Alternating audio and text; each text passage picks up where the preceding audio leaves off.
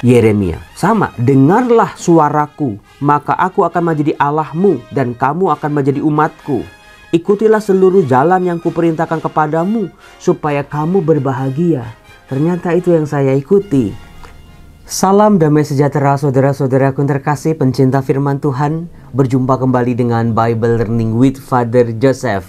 Saudaraku, bagaimana kabar Anda hari ini? Saya berdoa, saya berharap pada Tuhan, semoga hidup Anda, para penonton Bible Learning semuanya diberkati Tuhan.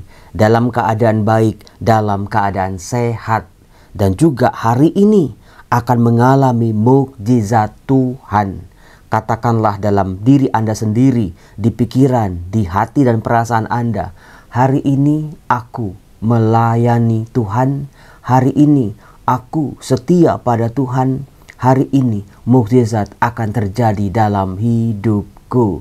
Besar ataupun kecil, dimanapun, kapanpun, melalui cara apapun, aku percaya Bapakku di surga tidak akan pernah kehabisan kasih-Nya untuk hidup kita semua. Saudaraku, bagaimana kabar daerah Anda masing-masing, tempat tinggal Anda? Bagi Anda yang tinggal di kota-kota besar, itu mungkin sudah mulai lengang Romo, udah mulai sepi Romo, karena saudara-saudara kita sudah banyak yang pulang kampung Romo untuk berlebaran di kampung mereka masing-masing. Enak Romo, nggak macet lagi Romo, enak Romo, sepi jalanan. Atau sebaliknya, bagi Anda yang tinggal di daerah-daerah, di desa-desa, mungkin sekarang Romo, rame kampung saya Romo, meriah Romo, jalanan, mobil-mobil lalu lalang Romo, meriah, banyak orang pulang kampung. Saudara-saudara yang namanya tinggal di Indonesia, kita hidup dalam keberagaman, hidup dalam persaudaraan, biarlah kita semua bisa hidup berdampingan dalam kasih. Nah, saudara-saudaraku yang terkasih, saya juga di awal video mengucapkan banyak terima kasih kepada para pelanggan-pelanggan baru. Saya sebutin 5 aja ya. Ibu Helena Nini, Ibu Marta Karitas, Cahyadi Chow, Angel Yanto, Mekatronika Berdikari Indonesia. Wah, ini nama perusahaan nih atau nama toko nih. Atau Valen Refra, Cahyono Raharjo, Ani Handi. Terima kasih sudah ikut bergabung dengan channel YouTube Bible Learning ini. Saudara-saudaraku, di video kali ini saya akan sungguh-sungguh memberi sebuah kesaksian betapa baiknya Tuhan. Bagaimana yang hidup yang saya alami kemarin itu dari pagi sampai malam itu penuh dengan mukjizat. Kadang-kadang mukjizat itu bukan selalu yang besar-besar, yang besar-besar, tetapi mukjizat adalah sebuah kesadaran di pikiran kita, di hati kita, bahwa Tuhan ternyata campur tangan. Nah, itu dia. Sesuatu yang di pikiran manusia, di perhitungan di atas kertas manusia, itu nggak bisa, nggak mungkin terjadi. Tetapi ternyata Tuhan itu campur tangan. Nah, mukjizat terjadi ketika manusia sadar dan bekerja sama. Allah yang mengulurkan tangan, campur tangan dalam hidup manusia, manusia menanggapinya. Itu kemarin memang betul-betul luar biasa. Gara-garanya cuman ketika saya belajar membaca bacaan kemarin itu di kitab Ulangan, bukan? Di situ Musa, di video yang kemarin sudah saya bahas, memberi kita sebuah pegangan, 3 buah pegangan, yaitu dengarlah, ingatlah, lakukanlah dengan setia. Saya coba mengisi hari saya dengan hal itu. Saya coba, saya mau mendengar firman Tuhan dalam doa, dalam keheningan, membaca sabda. Kemudian saya coba mengingat sepanjang hari, apa ya yang Tuhan pesankan buat saya. Muliakanlah Tuhan hai Yerusalem, muliakanlah Tuhan hai Yerusalem. Hidup saya harus memuliakan Tuhan. Lalu lakukan dengan setia. Jangan cuma lakukan cuma sekali, 2 kali terus berhenti, dengan penuh kesetiaan. Melakukan dengan setia artinya juga tulus, ikhlas. Jangan hitung-hitungan. Saya udah melakukan ini, apa yang saya dapat dari Tuhan nih? Ternyata nggak dapat, wah kecewa, rugi. Tidak ada yang rugi kalau bekerja di jalan Tuhan. Nah, sepanjang hari saya lakukan itu, saya coba terapkan itu ketika saya kunjungan rumah sakit. Jadi salah satu program tim Rumah Teduh Suryo adalah kita hospital visit. Kemarin dari pagi jam 9 kita udah jalan. kumpul dulu di RTS, lalu jalan ke rumah sakit Persahabatan. Itu bawa gembol-gembolan, bawa goodie bag untuk anak-anak sakit. Di situ dari kamar ke kamar, dari lantai ke lantai kita kunjungi mereka. Ada seorang suster namanya Suster Magdalena. Dia dari HKBP sepertinya. Dia membantu kita untuk masuk ke kamar-kamar pasien. Nah, luar biasanya di RSCM, di Persahabatan itu gedungnya baru, bagus sekali. Saya bersyukur ternyata di Indonesia ini gedung rumah sakitnya sudah mulai bagus-bagus, gedung-gedung pemerintahnya. Mereka dibantu oleh BPJS. Nah, saudara-saudara, waktu saya berkunjung itu, saya berjumpa dengan seorang anak perempuan kelas 5 SD namanya Lucia dari paroki di Jakarta, salah satu paroki di Jakarta. Anak itu baru saja mengalami krisis, keadaan yang krisis. Udah nggak sadar, kepalanya sudah botak, diselimuti oleh orang tuanya. Saya tanya, "Bapak Ibu dari paroki mana?" Oh, dia sebut di sebuah paroki di daerah Jakarta. Lalu saya bilang, "Saya Romo, saya pastor. Nanti kalau ibu bapak membutuhkan sesuatu, misalnya susu buat anak ini, silakan hubungi Rumah Teduh Suryo, kita akan bantu." Nah, pada waktu ibunya membuka, kan saya tanya sakitnya apa.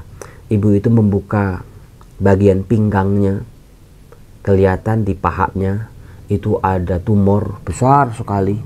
Besar itu sangat besar lah. Anak ini sedang menderita tumor ganas. Bantu doa ya, namanya Lucia. Saya nggak tahu, Tuhan, tunjukkanlah kasih-Mu buat anak ini, buat orang tuanya. Saya nggak tahu apa-apa. Apa yang harus saya lakukan selain membantu orang tuanya ini.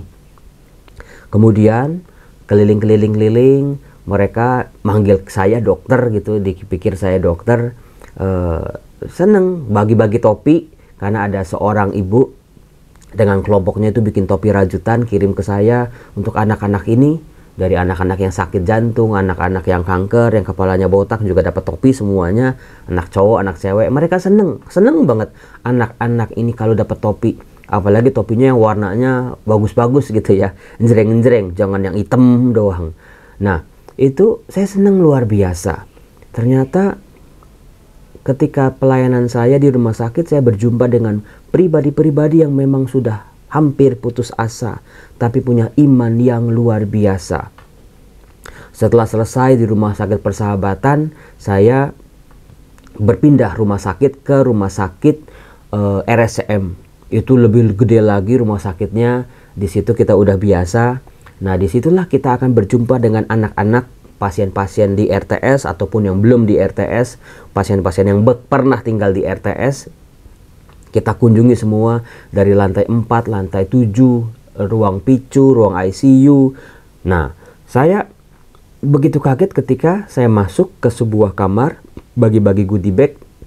Ada seorang pasien anak, itu ibunya pakai jilbab. Dia bilang, "Romo." Oh, berarti sudah mulai dikenal nih. Puji Tuhan lah. Kemudian ibu itu bilang, "Romo, tolong ayo foto, ayo foto." Jujur, saya tuh kalau sama pasien saya paling nggak mau difoto ya. Karena bagi saya kalau orang sakit itu jangan difoto. Kalau jenazah di peti juga jangan difoto lah. Dari saya, ini argumen saya. Karena kan lagi dalam keadaan begitu, masa kita dipejeng-pejeng, dipasang-pasang. Kalau mau foto tuh waktu dia lagi hidup, waktu foto dia lagi sehat gitu ya, lagi cakep. Nah, ibu itu minta foto. Oh, ternyata pelayanan saya di RSCM sudah mulai dikenal orang nih. Nah, sebelum saya berangkat ke RSCM, ada seorang ibu menghubungi saya. "Romo, ada saudaranya sakit kanker, dirawat di RSCM gedung A." Oh, itu bagian pasien-pasien dewasa, bagian kanker di situ. Lalu saya kunjungi, namanya Ibu Yanti. Di situ ada adiknya namanya Ibu Mary. Dia mukanya udah kuning, selangnya udah darah semua. Saya doain, matanya merem gak bisa melek. Terus saya doain, saya bisikin Mazmur 23. Saya doa buat dia, "Tuhan, tunjukkanlah kasih-Mu Ampuni semua dosa-dosanya Tuhan selama dia hidup. Biarlah dia boleh menemukan kasih dan kedamaian. Lalu adiknya bisikin di telinganya, ini loh Romo Yosef loh, ini Romo Yosef datang buat doain. Ternyata adiknya cerita, Romo 10 hari yang lalu Ibu Yanti ini sudah masuk ke RSCM, masih sadar. Dia pengen banget didatengin oleh Romo Yosef, didoain oleh Romo Jo katanya. Romo Yosef yang mana? Itu Romo Yosef yang dari Rumah Teduh Suryo. Dia telepon itu ke nomor telepon official Rumah Teduh Suryo, tapi kan kalau telepon kan kita nggak angkat. Dia hubungin saudaranya, coba panggil Romo Yosef. Nah kan saya kan baru datang ke RSCM kemarin. Akhirnya saya doain, saya bisikin ke adiknya, nanti kalau dia butuh tolong bisikin Mazmur 23. Mazmur 23 itu sangat luar biasa Ibu Bapak. Di ayat terakhir, dan aku pun akan diam dalam rumah Tuhan sepanjang masa. Itu kan orang yang siap memasuki babak baru, masuk dalam keabadian, masuk dalam rumah Tuhan. Sekalipun aku berjalan dalam lembah kekelaman, itu artinya dalam lembah orang mati, aku tidak takut bahaya sebab Tuhan besertaku. Banyak orang yang sudah terminal ini, mereka terombang-ambing, mereka takut, mereka cemas, entah ada ganjelan, entah ada apa yang belum selesai, mereka takut. Nah, di situ Mazmur bab 23 itu sangat penting buat kita. Sekalipun aku berjalan dalam lembah kekelaman, dan aku pun akan diam dalam rumah Tuhan sepanjang masa. Lalu luar biasanya, saya belum sampai ke rumah, saya masih dalam perjalanan. Adiknya bisikin Mazmur 23, Ibu Yantinya meninggal. Waktu saya doain kakinya masih goyang-goyang. Waktu dibilang sama adiknya Romo Yosef datang loh, kakinya goyang-goyang, artinya dia tahu, dia dengar. Setelah didoain dia pergi. Saudara-saudara, itu buat saya bisa ke RSCM. Saya ingat saya punya pasien yang harus saya doain. Itu campur tangan Tuhan. Kalau minggu kemarin kan ada orang minta perminyakan, ternyata belum dibaptis, udah engap-engap. Akhirnya saya baptis, saya kasih nama baptis Yosef.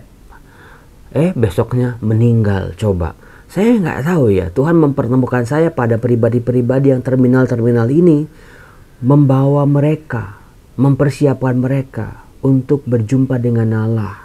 Sebab mungkin kalau enggak, kasihan mau kemana nanti. Di situ saya sadar ternyata saya jelek-jelek begini, kecil-kecil begini, saya nggak punya apa-apa dalam hidup. Ternyata Tuhan pakai saya untuk menjadi alatnya. Saya sendiri merinding, sampai saya nangis, sampai saya terharu lah. Tuhan terima kasih, kau pakai saya secara luar biasa. Nah, kemudian kita makan, lalu kita pulang. Sampai di RTS, saya balik pakai motor untuk pulang ke rumah seminari. Ternyata motornya mogok. Ya, kok mogok ini? Akinya atau apanya lah. Terus karyawan RTS bilang, Romo, itu tuh di ujung jalan Romo, sekitar 150 meter itu ada bengkel motor. Ya udah deh, saya dorong aja. Maka keluar dari gerbang RTS, saya mulai dorong motor itu. 150 meter, ya udah deh. Di siang hari yang terik nggak apa-apa lah. Baru 5 meter saya dorong motor, ada seorang ibu lagi jalan kaki. Dia langsung kaget lihat saya. Romo Jo, Romo ngapain? Kenapa motornya? Ini nih Bu, mogok. Udah Romo, tenang. Saya panggilin tetangga saya yang bengkel. Apa yang terjadi? Ibu itu langsung telepon tetangganya. Ini tolong nih si Romo nih motornya mogok. Ibu rumahnya di mana? Tuh di situ Romo katanya. Deket dari RTS ternyata. Ternyata beliau tahu RTS, tahu Rumah Teduh Suryo, tapi belum sempat mampir katanya. Nggak sampai 2 menit, itu ada anak-anak sama satu bapak naik motor, ternyata montir itu. Lalu motor saya didorong sama motornya dia, dibawa ke bengkelnya, diutak-atik, ternyata oh ini Romo akinya Romo soak nih, gini lah pokoknya. Di charge dulu, tunggu 30 menit katanya, nanti dipasang lagi. Yang luar biasanya, saya nunggu di situ, saya lihat ibu ini akrab dengan tetangga-tetangganya, meskipun berlainan suku, berlainan latar belakang, Nah, ketika saya tanya, selesai motornya, biayanya berapa Pak? Ongkosnya berapa Pak? Dikatakan, udah nggak usah Romo, kata montirnya loh. Oh, berarti montirnya tahu saya Romo ya? Jangan-jangan Katolik. Nah, di situ saya merasa lagi-lagi Tuhan campur tangan dalam kehidupan saya secara luar biasa. Sepanjang hari saya dipenuhi dengan kebaikan-kebaikan Tuhan. Bayangin coba, saya aja udah siap itu narik motor 150 meter. Padahal di rumah sakit sebelumnya saya nenteng-nenteng goodie bag itu. RSCM gede banget kan, itu udah capek banget itu. Ada ratusan goodie bag, kita tarik-tarik, kita bawa-bawa, nggak ada geledekan soalnya. Ya sekarang harus nenteng motor lagi. Ternyata Tuhan tahu saya udah capek. Dikirimlah orang-orang spesial ini. Saudara-saudara, yang saya ikuti cuman apa yang dikatakan oleh kitab Ulangan.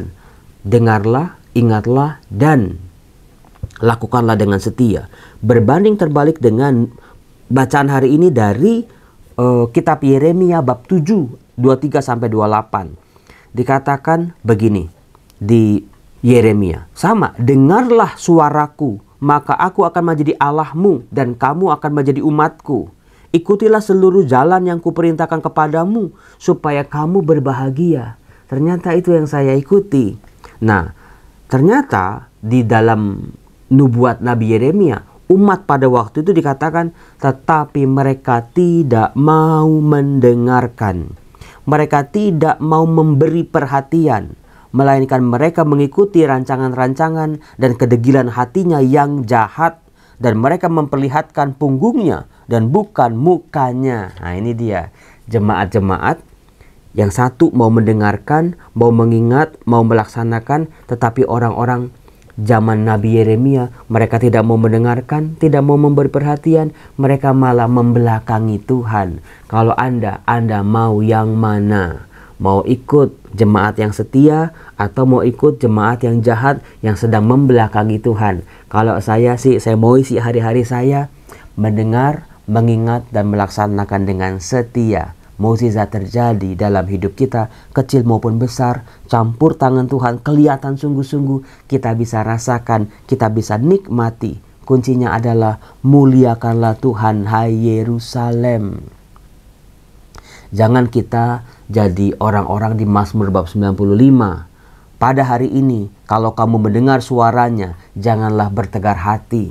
Artinya umatnya lagi bertegar hati. Makanya nubuat Tuhan, jangan kamu bertegar hati. Saudara-saudara, mari kita muliakan Tuhan dalam karya pelayanan hidup kita. Tuhan akan campur tangan. Salam, saya mau ke kampus lagi. Hari ini ujian, ngajar lagi nanti malam. Semoga hidup Anda juga diberkati semua. Bye-bye.